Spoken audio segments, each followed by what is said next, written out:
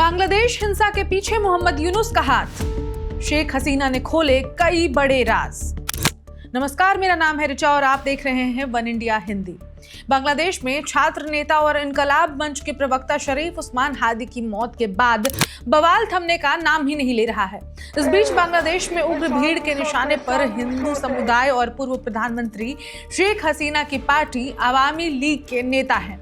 इन हिंसक घटनाओं को देखते हुए पूर्व प्रधानमंत्री शेख हसीना ने बांग्लादेश की अंतरिम सरकार के चीफ एडवाइजर मोहम्मद यूनुस पर जोरदार हमला बोला है। पूर्व प्रधानमंत्री शेख हसीना इन हिंसक घटनाओं को लेकर चेतावनी दी है, जिससे बांग्लादेश को नुकसान होगा और भारत जैसे पड़ोसी मुल्क के साथ रिश्ते खराब होंगे। शेख हसीना ने बांग्लादेश की मौजूदा अराजकता वाली स्थिति के लिए सीधे तौर पर मोहम्मद यूनुस को जिम्मेदार ठहराया है। शेख हसीना ने छात्र नेता शरीफ उस्मान हादी की हत्या को दुखद बताया।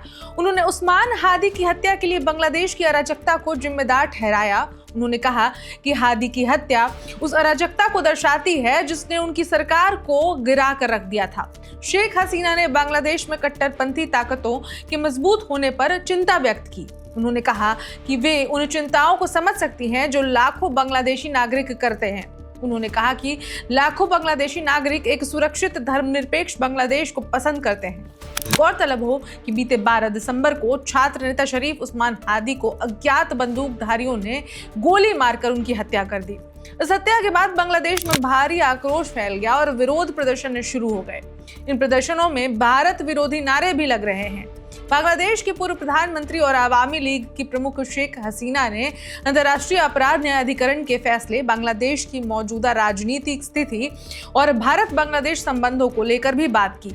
एएनआई को दिए एक विस्तृत ईमेल इंटरव्यू में शेख हसीना ने मौजूदा अंतरिम सरकार पर गंभीर आरोप लगाए और सीधे तौर पर कहा कि बांग्लादेश में जो कुछ भी हो रहा है उसके कहीं ना कहीं जिम्मेदार मोहम्मद यूनुस ही हैं, और कहा कि उनके खिलाफ चल रही कानूनी प्रक्रिया न्याय संगत नहीं है बल्कि राजनीतिक बदले का ही जरिया है। बीते 18 दिसंबर को उस्मान हादी की मौत हो गई थी। बांग्लादेश में एक बार फिर प्रदर्शन शुरू हुए। इस बार उग्र भीड़ ने मीडिया चैनलों को निशाना बनाया और आगजनी की। 18 दिसंबर के प्रदर्शन के दौरान एक अल्पसंख्यक समुदाय के युवक यानी कि हिंदू युवक दीपू चंद्र दास की भीड़ ने निंदा के आरोप में पीट कर हत्या कर दी। हत्या बेहद ही अमानवीय तरीके से की गई, जिसके बाद भारत में लोगों ने मोदी सरकार से एक्शन लेने की मांग भी की है। बांग्लादेश में अभी भी तनावपूर्ण माहौल जारी है और ये कब तक शांत होगा इस पर अभी कुछ कहा नहीं जा सकता है। बहरहाल बांग्लादेश की तमाम गतिविधियों पर हमारी नजर बनी हुई है। कुछ भी अपडेट्स आएंगे उन्हें हम आप तक पहुंचाते रहेंगे। तब तक देखते रहिए one India Hindi. Subscribe to One India and never miss an update.